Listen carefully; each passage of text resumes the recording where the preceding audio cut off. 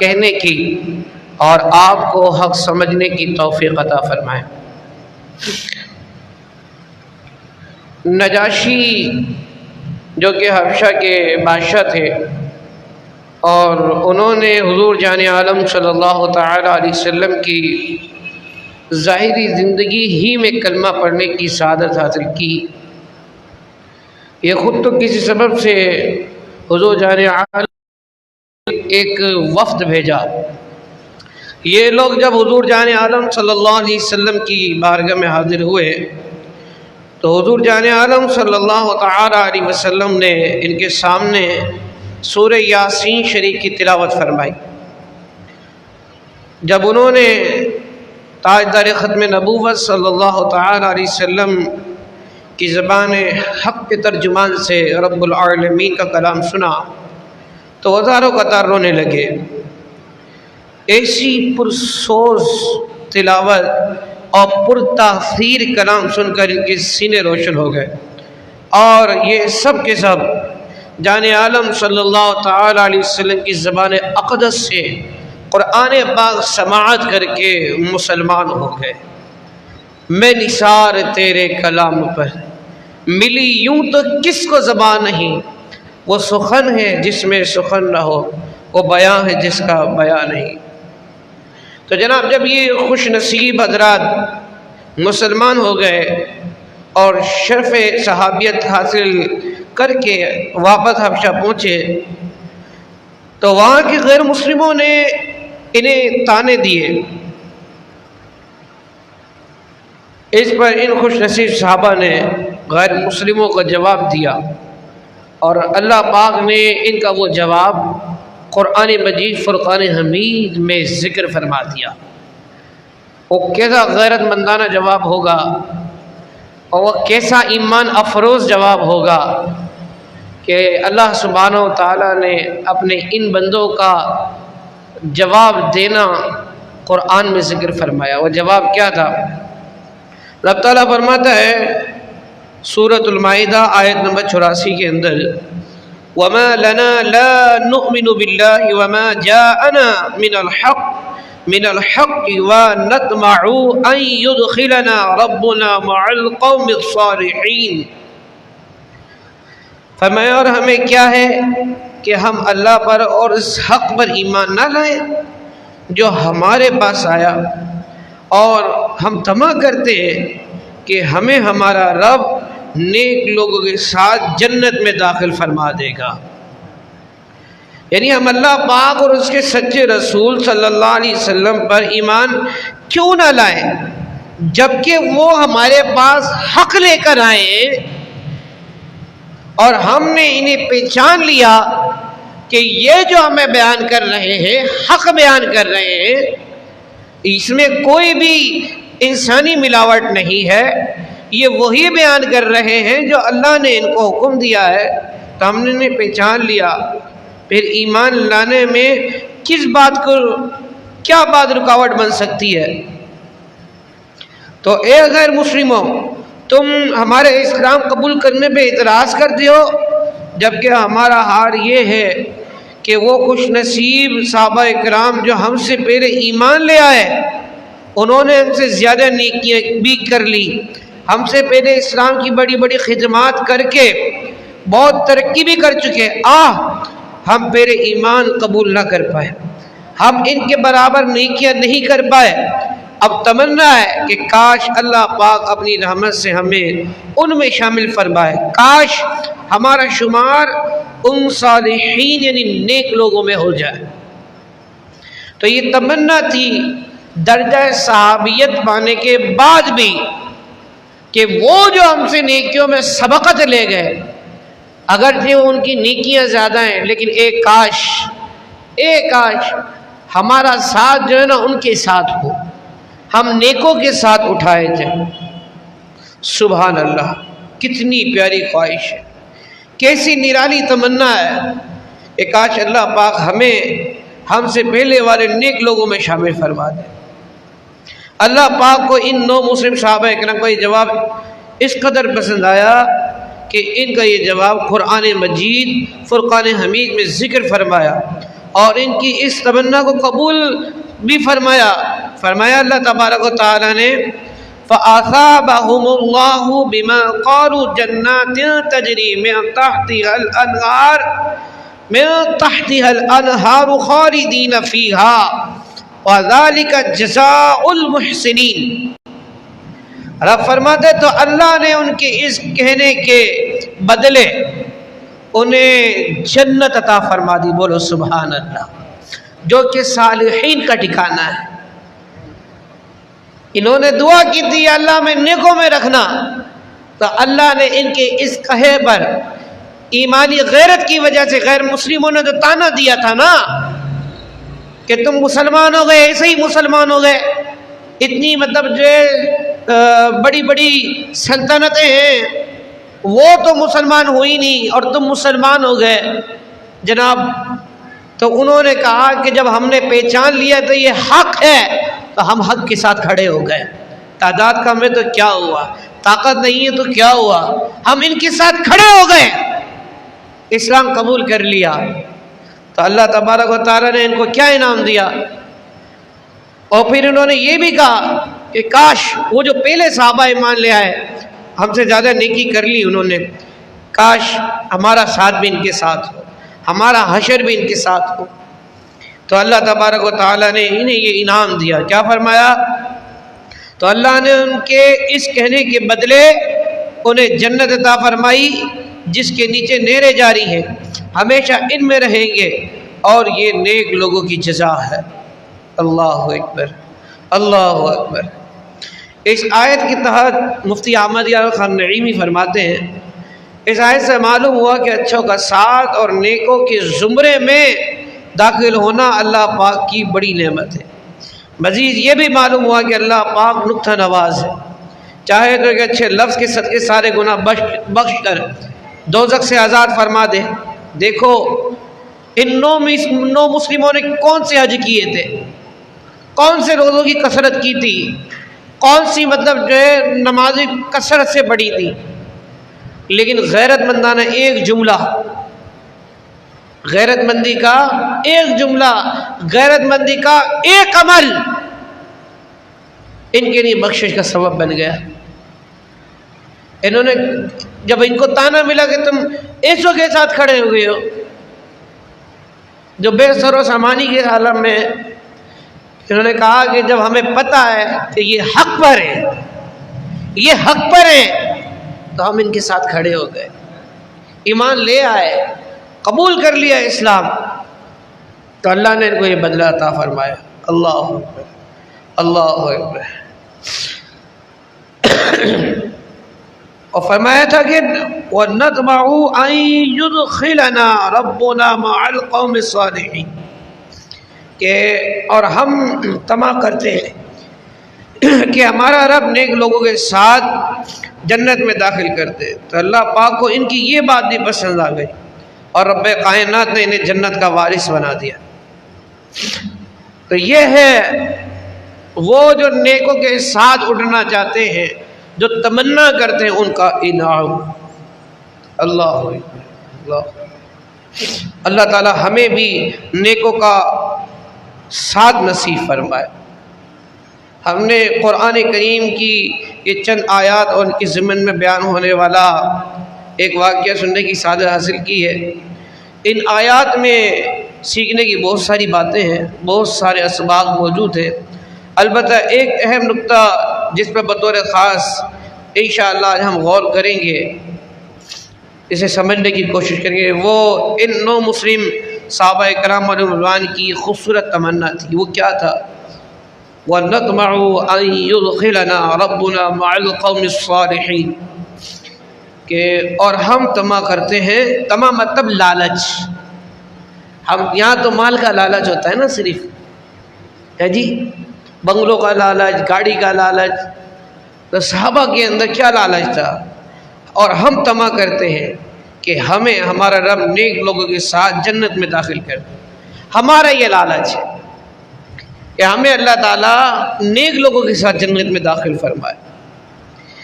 یہ ایسی کمال کی، ایسی بے مثال تمنا ہے کہ اس کی جتنے فضائل بیان کیے جائیں وہ کم ہے۔ کائنات کی جو بلند ترین ہستیاں ہیں نا وہ انبیاء کرام علیہ السلام ہیں۔ یہ ایسی تمنا ہے کہ انبیاء کرام علیہ السلام تک یہ خواہش کرتے تھے۔ حضرت یوسف علیہ السلام نے بارگاہ الہی میں عرض کی سورہ یوسف کی آیت نمبر 101 میں کہ وَالْحِقْنِي بِالصَّالِحِينَ، یعنی اور مجھے اپنے قرب کے لائق بندوں کے ساتھ شامل فرما، یعنی مجھے ان لوگوں کے ساتھ شامل کر دے جو تیرا قرب پانے کے لائق ہیں۔ حضرت سلیمان علیہ السلام دعا کرتے وَأَدْخِلْنِي بِرَحْمَتِكَ فِي عِبَادِكَ الصَّالِحِينَ، کہ اور مجھے اپنی رحمت سے اپنے ان بندوں میں شامل کر جو تیرے خاص قرب کے لائق ہیں۔ اسی طریقے سے حضرت ابراہیم خلیل اللہ علی نبینا علیہ السلام یہ اللہ کی بارگاہ میں دعا کرتے تھے ربی ہب لی حکما والحقنی بالصالحین۔ ابراہیم نے دعا کی کہ اے میرے رب مجھے حکمت عطا کر اور مجھے ان سے ملا دے جو تیرے خاص قرب کے لائق بندے ہیں۔ اللہ اکبر۔ اندازہ لگائیے نیک لوگوں کے راستے پر چلنے کی خواہش کرنا، نیک لوگوں کی مشابہت اختیار کرنا کس قدر اہم ہے۔ حضرت ابراہیم علیہ السلام اللہ عز و جل کے نبی ہیں، خلیل اللہ ہیں، ابو الانبیاء ہیں، ساری مخلوقات میں سب سے افضل ہستی ہیں، انبیاء کی جماعت میں رسول اللہ کے بعد سب سے افضل ہیں جی۔ تو رسول اللہ صلی اللہ تعالی علیہ وسلم کے بعد جو ہے نا سب سے افضل کائنات کے اندر ابو الانبیاء حضرت ابراہیم خلیل اللہ علیہ السلام ہے۔ حضرت ابراہیم بھی یہ دعا کریں کہ مجھے نیک بندوں میں رکھ، وَالْحِقْنِي بِالصَّالِحِينَ، مجھے ان سے ملا دے جو تیرے قرب کے لیے خاص ہیں۔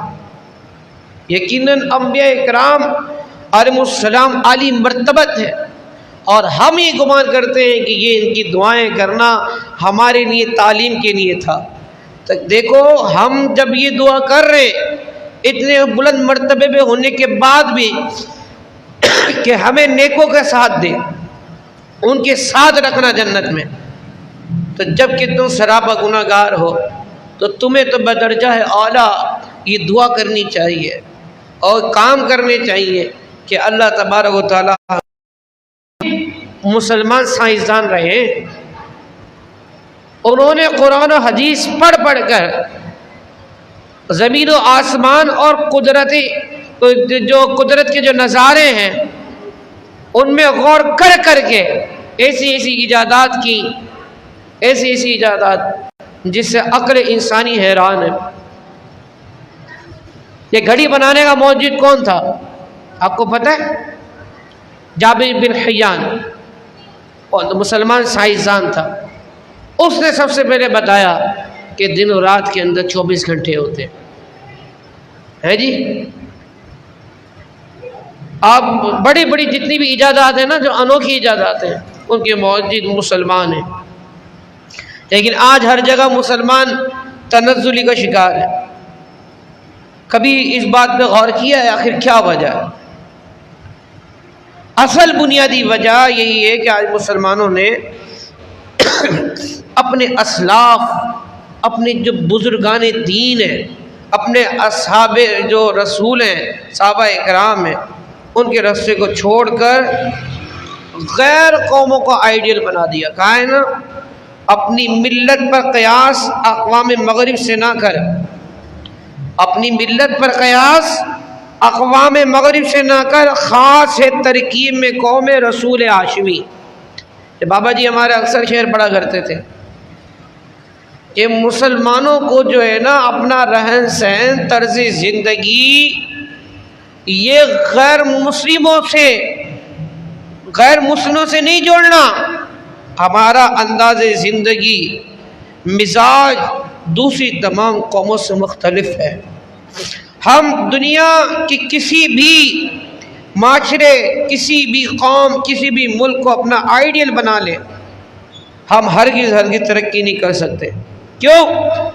اس لیے کہ امت مسلمہ کی ترقی کا راستہ اور ہے، دیگر قوموں کی ترقی کا راستہ اور ہے۔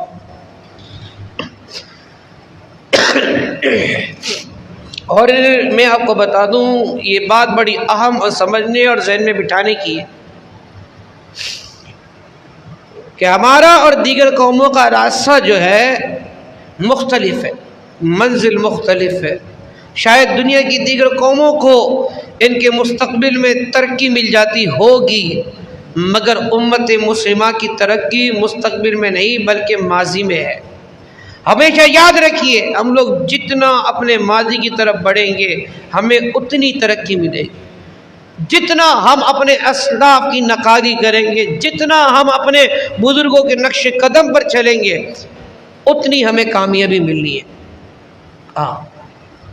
یہ جو نئے نئے لبرل سیکولر اور فلاسفر جو میڈیا پہ بیٹھ کے بک بک کرتے ہیں نا، ان لوگوں نے قوم کو ڈبو دیا ہے، برباد کر دیا ہے، ذلیل کر دیا ہے۔ خدا کی قسم آپ ٹی وی کی ہدایت سے ہٹ کر قرآن و حدیث کی تعلیمات کے مطابق چل کے دیکھو، کامیابی تمہارے قدموں کو چھومے گی۔ اپنے اسلاف کے نقش قدم پر چل کے دیکھو، کامیابی آپ کے نقش قدم، کامیابی آپ کے قدموں کو بوسہ دے گی۔ ہم لوگ جتنا اپنے ماضی کی طرف بڑھیں گے انشاءاللہ اتنی ترقی ملے گی۔ بر صغیر میں مسلمان غلامی کی زندگی گزار رہے تھے، مسلمان ظلم کی چکی میں پس رہے تھے، مسلسل تنزلی کا شکار تھے۔ علامہ ڈاکٹر اقبال نے اس تنزلی کے اسباب بیان کیے۔ وہ کہتے ہیں کس کی آنکھوں میں سمایا ہے شیار اغیار، ہو گئی کس کی نگہ طرز سلط سے بیزار، حیدری فقر ہے نہ دولت عثمانی ہے، تم کو اسلاف سے کیا نسبت روحانی ہے۔ آج جو بھی تمہارا حال ہے، مسلمان جو غلامی کی چکی میں پس رہے ہیں، مسلمان جو تنزلی کا شکار ہیں، اس کی وجہ اصل میں یہ ہے کہ انہوں نے اپنے اسلاف کا رستہ چھوڑ دیا، غیر قوموں کو اپنا آئیڈیل بنایا، ان کو دیکھنا شروع کر دیا، یہ ایسے رہتے ہیں، ان کا کپڑے ایسے ہیں، ان کے مطلب رہن سہن کا انداز یہ ہے۔ اب تماشا یہ لوگ غذائیں بھی غیر مسلموں کی انداز پر کھانے لگ گئے۔ اللہ تبارک و تعالی مسلمانوں کو ہدایت دے۔ امت مسلمہ اپنی ترکیب، اپنے مزاج میں دوسری تمام قوموں سے مختلف ہے، لہذا اگر مسلمان ترقی کرنا چاہتا ہے تو اسے اسلاف کے ساتھ اپنی نسبت قائم کرنی ہو۔ مسلمان نے یہ نہیں دیکھنا ہے فلاں ملک میں کیا ہوتا ہے، مسلمان نے یہ دیکھنا ہے کہ صدیق اکبر نے کیسے زندگی گزاری، فاروق اعظم نے کیسے زندگی گزاری، عثمان غنی نے کیسے زندگی گزاری، حیدر قرار، اہل بیت اطہار، صحابہ کبار نے کیسے زندگی گزاری، کس طرح یہ جہاد میں جاتے تھے، کس طرح یہ مطلب قوموں کو یہ للکارتے تھے، کس طریقے سے انہوں نے ترقی کے لیے تدبیر اختیار کی۔ اپنے اسلاف کی طرف دیکھنا ہے، کس طرح غوث پاک نے عبادات کی، کس طرح لوگوں کی اصلاح کی، کس طرح خواجہ اجمیر نے بخارا سے آ کر ہند میں 90 لاکھ کو مسلمان کیا، کس طریقے سے داتا علی حجویری نے غزنی سے آ کر لاہور کے اندر دین کا ڈنکا بجایا۔ یہ دیکھنا ہے مسلمان۔ آج فلمی ایکٹروں کو اپنا آئیڈیل بنا لیا، ہماری قوم کو موبائل کے ذریعے اس طرح گندگی میں پھنسایا ہے ان کفار نے۔ آج میں یہ دیکھتا ہوں جہاں بھی کہیں جاتا ہوں، چھوٹے بچے ہوتے ہیں نا، ماں باپ جان کے ان کو موبائل پہ کارٹون دکھاتے ہیں، جان کے ان کو گیمنگ کھلواتے ہیں، اور مطلب ان کی کوئی تعلیم و تربیت کا ان کو اس چیز کا کوئی لحاظ نہیں ہے، اور دین سے تو اتنی دوری ہے لوگوں کی، الامان والا حفیظ۔ اپنے بچوں کو ماڈرن بنانا چاہتے ہیں، بنو ماڈرن، تو تمہارے ماڈرن وزیر اعظم IMF کے آگے بھکاری ہیں، وہ بار بار بھیک مانگنے لگے پھر بھی پیسے نہیں مل رہے۔ جن کی سوچیں ماڈرن ہیں وہ امریکی غلام ہیں، جن کی سوچیں ماڈرن ہیں، جن کی سوچیں امریکہ اور یورپ کے نظارے کرتی ہیں، جن کے دماغ ان کی طرف لگے ہوئے ہیں اپنے اسلاف سے ہٹ کر، تو وہ مطلب ان سے دبتے رہتے ہیں۔ اور جن کی نظر حیدر کرار پر ہے، جن کی نظر عمر خطاب پر ہے، جن کی نظر صدیق اکبر پر ہے، جن کی نظر عثمان غنی پر ہے، اور آج بھی وہ یہ کہتے ہیں نکل کر صحرا سے جس نے روما کی سلطنت کو الٹ دیا تھا، سنا ہے قدسیوں سے میں نے وہ شیر پھر بیدار ہوگا، اور انشاءاللہ اور جو یہ سوچ رکھتے ہیں، جو نظام چاہتے ہیں، جو امت مسلمہ کی بقا چاہتے ہیں، جو اسلام کے عروج کی کوشش کر رہے ہیں، انشاءاللہ اللہ تبارک و تعالیٰ ان کے ان مقاصد میں ان کو کامیابی ضرور دے گا، اور وہ انشاءاللہ ضرور کامیاب ہوں گے۔ لیکن ہر کوئی یہ سوچے جو ٹرینڈ کے مطابق اپنے آپ کو ڈھالنا چاہتا ہے، جن کی زندگی کا انداز ٹی وی سے باہر نکلتا ہی نہیں ہے، جو ٹی وی میں دیکھیں گے، جو میڈیا پر دیکھیں گے، اس انداز کو جو اپنانا چاہتے ہیں، یہ ٹرینڈ چل رہا ہے۔ اور بھائی مسلمانوں نے یہ نہیں دیکھنا کہ ٹرینڈ کیا چل رہا ہے، مسلمانوں نے یہ دیکھنا ہے کہ اللہ تبارک و تعالیٰ کے پیارے حبیب صلی اللہ علیہ وسلم نے آخر خالد بن ولید کو سیف من سیوف اللہ کیوں کہا تھا، آخر وہ کیا بات تھی؟ مسلمانوں نے تو یہ دیکھنا ہے اور صحابہ کو رسول اللہ اتنا کیوں پیار کرتے تھے، ہے جی، صحابہ کو حضور اتنا پیار کیوں کرتے تھے کہ ان کے دشمنوں سے حضور نے فرمایا کہ جو ان سے دشمنی رکھے وہ مجھ سے دشمنی کرتا ہے۔ آخر کیا بات تھی ان کے اندر ایسی؟ میں بتاتا ہوں آپ کو کیا بات تھی صحابہ کے اندر نا، کیا بات تھی۔ یہ ذی القعدہ کا مہینہ چل رہا ہے، ذی القعدہ کے اندر ہوا تھا غزوہ احزاب، غزوہ احزاب ہوا، غزوہ احزاب مطلب غزوہ خندق، غزوہ خندق کا مارکہ ہوا تھا، ٹھیک ہے۔ حضرت انس رضی اللہ تعالی عنہ کا بیان ہے کہ حضور جان عالم صلی اللہ تعالی علیہ وسلم خندق والے روز خندق کے بعد تشریف لائے، کیونکہ مسلمانوں کی حالت یہ تھی کہ اس جنگ کی تیاری میں نا، کیونکہ آپ کی بات تعداد بھی کم تھی، کھانے پینے کی بھی اشیاء نہیں تھی، اور تمام صحابہ سے خندق کھودنے میں لگے ہوئے تھے، اور فاقوں پہ فاقے کرتے تھے لیکن پھر بھی خندق کھودتے تھے۔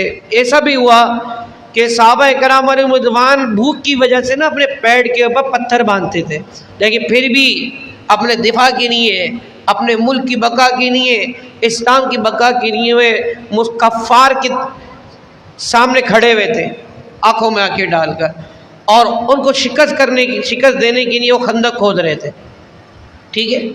رسول اللہ صلی اللہ تعالیٰ علیہ وسلم نے دیکھا کہ صحابہ ایک ایک پتھر باندھے ہوئے، تو حضور بھی بھوک سے اس قدر متغیر ہو گیا تھا حضور کا چہرہ، آپ کے پیٹ پر نا 2 پتھر بندھے ہوئے تھے بھوک کی وجہ سے، اس غزوے کے اندر اتنے بے سر و سامانی کے عالم میں تھے۔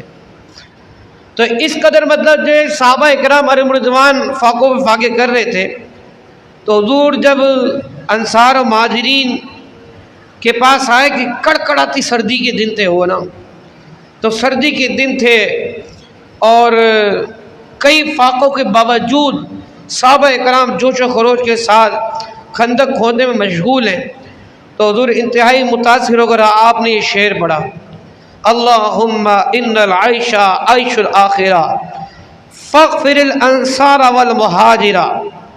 حضور نے فرمایا اے اللہ بلا شبہ زندگی تو بس آخرت کی زندگی ہے، لہذا تو انصار و مہاجرین کو بخش دے۔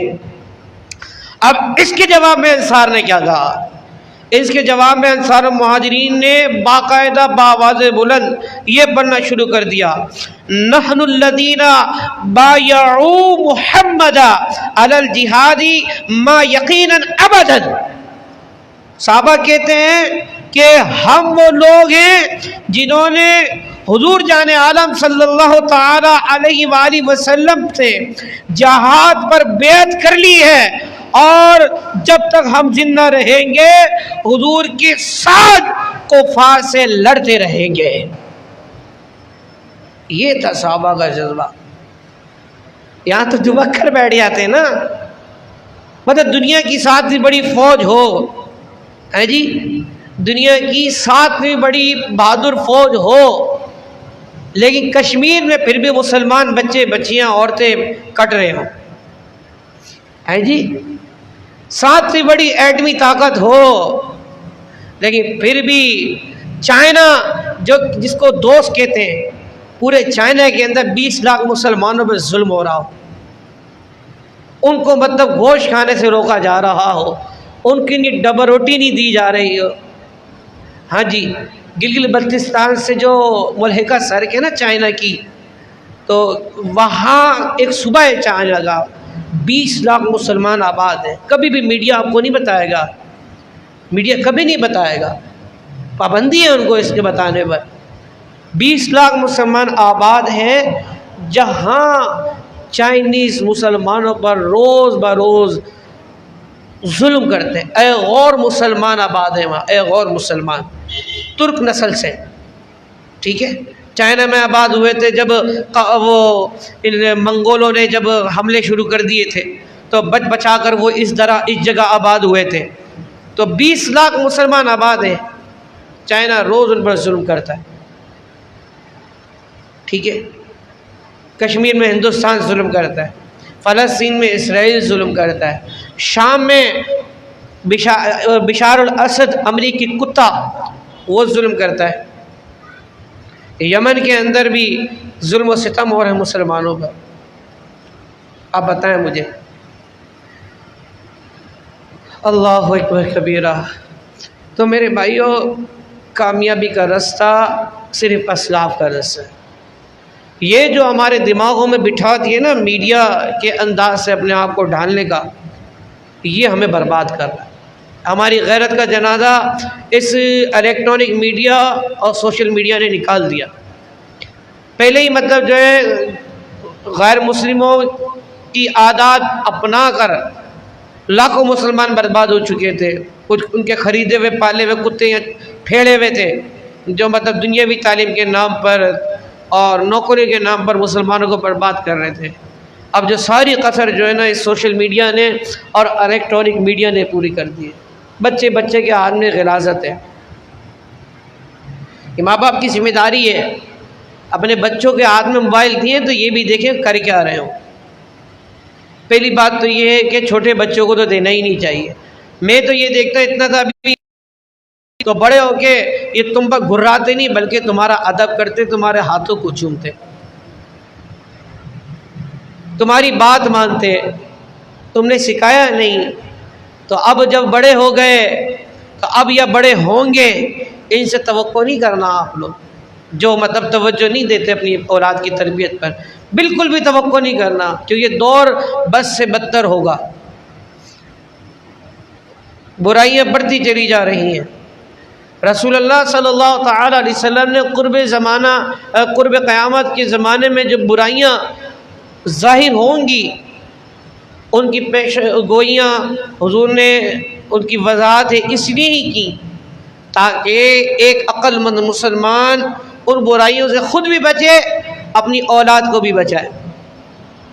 یہ کہانی کس سے نہیں تھے کہ آپ کو صرف ممبر پر بیٹھ کر سنا دیا جائے اور آپ سنو، آپ گھر جا کے پھر وہی کرو جو آپ کو میڈیا کہہ رہا ہے، جو آپ کو غیر مسلم کرانا چاہتے ہیں وہ کرو نا۔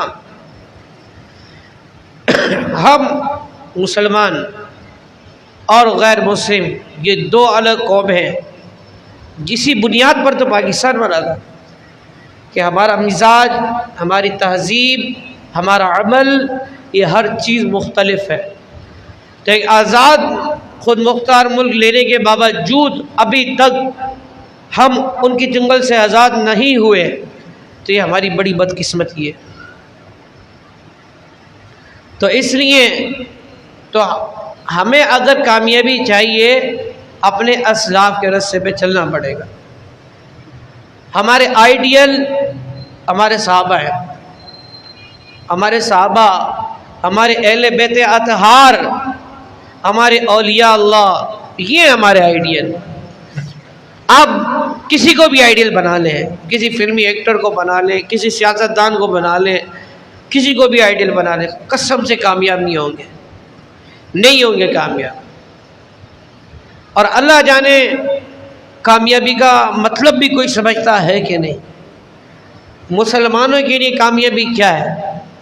مسلمانوں کے لیے کامیابی یہ ہے کہ یہاں سے ایمان سلامت لے کر اپنے رب سے بخشش کا پروانہ لے کر قبر میں جائے. مسلمان کے لیے کامیابی یہ ہے. اب جو دنیا دار اور جو کفار بد اتوار ہیں ان کے لیے معیار اور ہے، لیکن میں ایک ایمان والا کا معیار بیان کر رہا ہوں. اس کے لیے کامیابی ہے. باقی ساری چیزیں ضرورت کے تحت ہیں. کمانا، پیسے اکٹھے کرنا، اپنے دیگر جو ہم کام کرتے ہیں، اعمال کرتے ہیں، یہ سب ضرورت ہے. مقصد یہ ہے. تو ہمارا ہر انداز جو ہے نا اپنے اسلاف کے انداز سے ہو، اور پھر دعا کریں. انبیاء کرام علیہ السلام جو دعا کیا کرتے تھے اس طرح دعا کریں کہ یا اللہ ہمارا حشر کرتے نیکوں کے ساتھ. نیکوں کی صحبت اختیار کریں، نیکوں کی صحبت اختیار کریں اور دعا کریں یا اللہ ان نیکوں کے ساتھ ہمارا حشر کرنا. اب آپ جس کو نیک سمجھتے ہیں وہ ضروری نہیں ہے نیک ہو. اب اس کے لیے میں آپ کو اورنگزیب عالمگیر رحمۃ اللہ علیہ کا ایک واقعہ بیان کرتا ہوں. ہو سکتا ہے کہ ہمارے جو بیچارے سیدھے سادے لوگ ہیں جن کو ابھی تک پتہ ہی نہیں ہے نیک ہوتے کون ہیں، تو ان کی سمجھ میں آ جائے. اورنگزیب عالمگیر رحمۃ اللہ علیہ ایک نیک آدمی، نیک بادشاہ گزرے مغلیہ سلطنت کے اندر نا، مسلمان تھے. اور اعلیٰ حضرت فاضل بریلوی نے کہا ہے کہ یہ مجدد بھی تھے. انہوں نے مطلب جو ہے بہت ساری جو غلاظتیں جو مسلم نما حکمران جیسے اکبر جیسے بادشاہ ان کی غلاظتیں صاف کی اور دین کو مطلب جو اصل روشنی کی طرف لے کر آئے، دین کی روشنی مسلمانوں کی طرف لے کر آئے. 200 علماء ان کے دربار میں ہر وقت بیٹھے رہتے تھے، تو جب بھی کوئی فیصلہ کرتے تھے علماء سے مشورہ کر کے کیا کرتے تھے. آپ فتاوی عالمگیری کا نام سنیں، بہت مستند کتاب ہے. اس کے فتاووں کی روشنی کے اندر آج مفتیان اکرام سارے فتاوے دیتے ہیں. تو یہ فتاوی عالمگیری حضرت اورنگزیب عالمگیر رحمۃ اللہ علیہ نے یہ تحریر کروائی تھی. 200 علماء نے ان فتاووں کو تحریر کیا ہے. ٹھیک ہے. تو اورنگزیب عالمگیر رحمۃ اللہ تعالی علیہ کے دربار کے اندر دربار سجا ہوا تھا. تو اورنگزیب عالمگیر رحمۃ اللہ علیہ کے پاس ایک شخص آیا.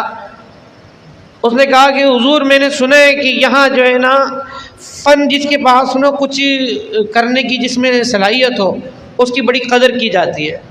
تو اورنگزیب بادشاہ نے کہا بالکل قدر کی جاتی ہے، اہل فن کی بہت قدر کرتے ہیں ہم لوگ، تمہارے اندر کیا فن ہے؟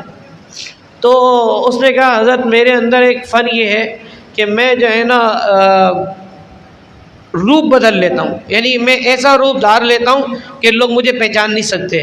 تو ایسے لوگ نا انٹیلیجنس کے لیے بہت مفید ہوتے ہیں، جو اپنا حلیہ بدل سکنے پہ قادر ہوتے ہیں نا، جو اپنا روپ بدل سکتے ہیں. تو انٹیلیجنس کے ادارے کے اندر جو ہے نا یہ لوگ بڑے کار فرما ہوتے ہیں. اور ہر سلطنت کے اندر، ہر ریاست کے اندر انٹیلیجنس ہونا ضروری بھی ہوتا ہے. ٹھیک ہے نا، تاکہ ملک کی سلامتی کے لیے، بقا کے لیے انٹیلیجنس کی بڑی ذمہ داریاں ہوتی ہیں. وہ مطلب رپورٹنگ کرتے ہیں تو ملک کی بقا اور اس کی سلامتی کے لیے تدبیر اختیار کی جاتی ہے. جیسے ہماری ISI ہے، یہ سمجھ لو پاکستان کی جان ہے ISI. ہاں آج پاکستان سلامت ہے نا تو ISI کی قربانیاں بہت ہیں. ٹھیک ہے نا. تو یہ مطلب جو روپ دھارنے کا فن رکھتے ہیں نا تو ان اداروں میں بہت کام آتے ہیں. تو اورنگزیب عالمگیر نے سے کہا کہ میں جو روپ بدلنے میں قادر ہوں. تو اورنگزیب عالمگیر نے کہا کہ ٹھیک ہے تم اپنا روپ بدل کر آؤ، اگر میں تمہیں پہچان نہیں سکا تو میں تمہیں ضرور انعام دوں گا. تو وہ کچھ عرصے کے لیے چلا گیا. بادشاہ کی ہو گئی طبیعت خراب، بادشاہ کی طبیعت خراب ہوئی تو پورے ملک کے اندر خبر پھیل گئی کہ اورنگزیب جو ہے نا بیمار ہے. یہاں تک کہ ایران بھی خبر پہنچ گئی. تو ایران سے نا ایک طبیبوں کا مطلب جو ہے وفد آیا. تو ان طبیبوں کے ساتھ نا ایک شخص ایسا بھی آیا جس نے بہت بڑا جبہ پہن رکھا تھا، سر پہ بہت بڑا امامہ تھا اور ارد گرد اس کے بہت سارے غلام تھے جن کے پاس جو ہے نا دوائیوں کے مٹکے، دوائیوں کی بوتلیں اس طرح وہ ساتھ لے کے چڑھ رہے تھے۔ اب جب وہ بادشاہ کے پاس پہنچے تو بادشاہ کے بعد یہ جو جبہ دستار اور مطلب جو ہے سب کچھ اس نے تیاری سے آیا تھا، باقاعدہ ایک ماہر طبیب بن کر اس نے ڈاکٹر اورنگزیب عالمگیر کی نبض پکڑی۔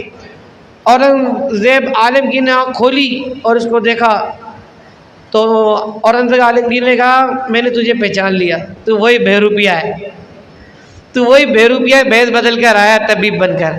تو وہ بڑا شرمندہ ہوا اور کہنے لگا حضور مجھے ایک موقع اور دیجیے۔ جا ایک اور موقع دیا۔ کچھ دنوں کے بعد وہ بہروپیہ پھر آگے پیچھے ہو گیا اور پھر اس نے مطلب جو ہے اورنگزیب عالمگیر رحمۃ اللہ علیہ کے دربار میں پھر حاضری دی اور پھر اس طرح کا کوئی روپ دھارا کہ وہ پکڑا گیا۔ تو پھر اس نے معذرت کی، اب میں بات طویل ہو جائے گی اس لیے مختصر انجام کی طرف لاتا ہوں۔ پھر اب تیسری مرتبہ ایسا ہوا کہ اورنگزیب عالمگیر رحمۃ اللہ علیہ سفر پر تھے، پہاڑی علاقے میں پہنچے۔ تو آپ کو پتہ ہے نا مطلب جو بر صغیر کے اندر پہاڑی سلسلے کتنے خوبصورت ہیں۔ تو پہاڑی علاقے میں پہنچے تو وہ ایک پہاڑی علاقے میں ویرانی میں ایک جگہ بہت ہجوم دیکھا، بہت ہجوم۔ تو بادشاہ چونکہ میں نے آپ کو بتایا نیک آدمی تھا، اس نے درباری سے پوچھا ہجوم کس چیز کا ہے؟ تو اس نے کہا کہ درباری نے کہ حضرت یہاں پتہ چلا ہے کہ کوئی بزرگ ہیں، اللہ والے نیک بندے ہیں اور وہ مطلب اس غار میں صرف اللہ کی عبادت کرتے ہیں، کسی کی طرف توجہ ہی نہیں دیتے، کسی کی طرف توجہ نہیں دیتے، عبادت میں لگے رہتے ہیں۔ لوگ ان کی زیارت کرنے کے لیے، ان سے فیض لینے کے لیے اور جناب ان سے دعائیں کرانے کے لیے یہاں آتے ہیں۔ اور دیکھ لیں آپ ویرانے کے اندر اس اللہ والے کی زیارت کرنے کے لیے لوگ کہاں سے آتے ہیں۔ تو اب اورنگزیب عالمگیر کو بڑا تجسس ہوا کہ میں بھی جاؤں، اللہ کا نیک بندہ ہے میں بھی زیارت کروں۔ تو بادشاہ نے کیا کیا، اپنا لباس اتارا، غسل کیا، دوسرا نیا سوٹ پہنا اور ننگے پاؤں جی پہاڑ پر چڑھ گیا، غار کے اندر چلا گیا۔ تو وہاں دیکھتا ہے ایک بہت ہی مطلب خوبصورت حسین بزرگ بیٹھے ہوئے ہیں اور وہ آنکھیں بند کر کے بیٹھے ہوئے ہیں۔ تو اس کے جو ہوتے نا بابا کے وہ جو بزرگ لوگ ہوتے ہیں ان کے ساتھ بھی کچھ ان کے چاہنے والے، تو انہوں نے کہا کہ بادشاہ آئے ہوئے۔ اس نے کوئی توجہ نہیں دی اور مطلب جو ہے نا بس ذکر میں لگا رہا، ذکر کرتا رہا، کوئی توجہ نہیں دی۔ بادشاہ اورنگزیب عالمگیر کے دل میں آیا کہ یار اتنا نیک اللہ والا بادشاہ وقت اس کے پاس آیا ہے اور اس کی کوئی فکر نہیں ہے، کوئی پرواہ نہیں ہے، واقعی میں کوئی اللہ والا ہے یہ نا۔ تو اس نے کیا کیا، اورنگزیب عالمگیر نے اس کے قدموں کو ہاتھ لگا کر نا اس کے قدموں کو بوسہ دینا چاہا۔ تو جیسے ہی وہ بوسہ دینے کے لیے بڑھا نا تو ان بزرگ نے نا ہاتھ پکڑ لیا کہ بادشاہ سلامت میں جیت گیا، میں وہی بہروپیہ ہوں جس سے آپ نے کہا تھا کہ اگر تو نے اگر مجھے ہرا دیا نہیں کہ میں تجھے پہچان نہ سکا تو میں تجھے انعام دوں گا۔ بادشاہ سلامت بڑا حیران ہوا، اس نے سونے کی 80 روپے کی تھیلی دی اور اس کو انعام کے طور پر اس نے 80 روپے کی تھیلی تو لی۔ اس نے کہا بادشاہ سلامت میں بہروپیہ بنا لیکن آپ مجھے 2 دفعہ آپ مجھے پکڑ گئے، لیکن جب میں نے نیکوں والا روپ اختیار کیا، نیکوں سے مشابہت کی تو آپ مجھے پہچان نہ سکے ہیں۔ تو میں یہ سوچ رہا ہوں کہ صرف نیکوں سے میں نے مشابہت اختیار کی ہے، ان کی صرف نقالی کی ہے، تو اللہ نے اتنی عزت دی کہ وقت کا بادشاہ میرے قدم چومنے کے لیے آ گیا۔ اگر میں واقعی نیک بن جاؤں گا اللہ تعالیٰ مجھے کتنا نوازے گا، کتنا نوازے گا۔ تو اس واقعے کے اندر 2 باتیں، ایک تو یہ کہ نیک بننے کا کتنا فائدہ ہے، دوسرا یہ کہ جو نیک ہو، جس کو آپ نیک سمجھتے ہیں واقعی وہ نیک ہونا بھی ضروری ہے۔ تو نیک بندے کی علامت میں آپ کو بیان کر دیتا ہوں، آپ اس کو دیکھیں، 2 باتیں آپ اس کے اندر چیک کیجیے گا۔ دیکھیں عوام کے لیے تو یہ ہے کہ مطلب اس کے اندر شریعت کی پابندی دیکھیں، کیا چیز دیکھیں، شریعت کی پابندی، اور دوسری چیز یہ ہے کہ جب اسے دیکھو نا تو اللہ یاد آ جائے، کیا آ جائے، اللہ یاد آ جائے۔ اس کو دیکھنے پر کیا اللہ یاد آ جائے اور اس کے اندر شریعت کی پابندی. دیکھو دو باتیں ہیں جس کے اندر یہ دو باتیں پائی جائیں تو آپ سمجھ لیں اس کی صحبت ہمیں مفید ہے, اس کے ساتھ بیٹھنا ہمیں فائدہ دے گا. ٹھیک ہے, تو یہ دو باتیں جس میں ہیں آپ اس کی صحبت اختیار کریں, نیک لوگوں کے ساتھ بیٹھیں اور اپنے آپ کو نیک بنانے کی کوشش کریں. اور جس طرح انبیاء کرام علیہ السلام دعا کرتے تھے کہ یا اللہ ہمیں نیکوں کے ساتھ جنت میں داخل فرمانا, آپ بھی دعا کیا کریں. صرف مال پیسے کی دعا نہیں کریں, گھر بنا دے, بچے دے دے تو ہمیں کروڑوں روپے دے دے, یہی دعائیں نہیں ہوتی بھائی. مغفرت کی دعا کرو, اللہ سے عافیت کی دعا کرو, نیک بننے کی دعا کرو, یہ بھی دعائیں کیا کریں. صرف مال پیسے کی دعا نہیں کیا کریں. میں دعا کراتا ہوں نا, اس کا اندازہ ہے مجھے. میں جب کہتا ہوں یا اللہ ان کی ساری بیماریاں دور کر دے, آمین. یا اللہ ان کو روزی عطا فرما دے, آمین. میں کہتا ہوں یا اللہ ایمان کی سلامتی عطا فرما, آمین. یہ تو ہے ہمارا حال, بڑی معذرت کے ساتھ. تو میں جو ہے نا یہ مطلب دل کی بات ہے, یہ مطلب جو ہے نا آپ یہ دعائیں کیا کریں ایمان کی سلامتی کی, عافیت کی, آخرت کی بہتری کی.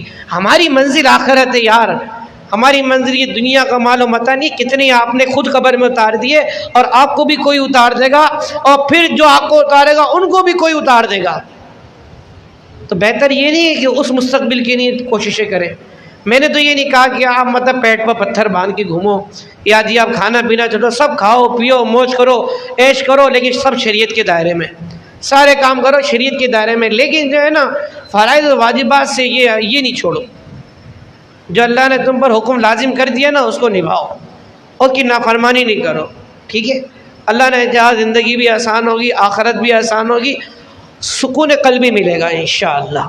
دوسروں سے حسد کرنا چھوڑ دو, وہ کیا کر رہا ہے, اس کے بعد اتنا پیسہ کہاں سے آ رہا ہے, اس کو اتنی عیش کیوں مل رہے ہیں, میں کیا کر رہا ہوں, مجھے جو اللہ نے دیا اس پر اکتفا کروں.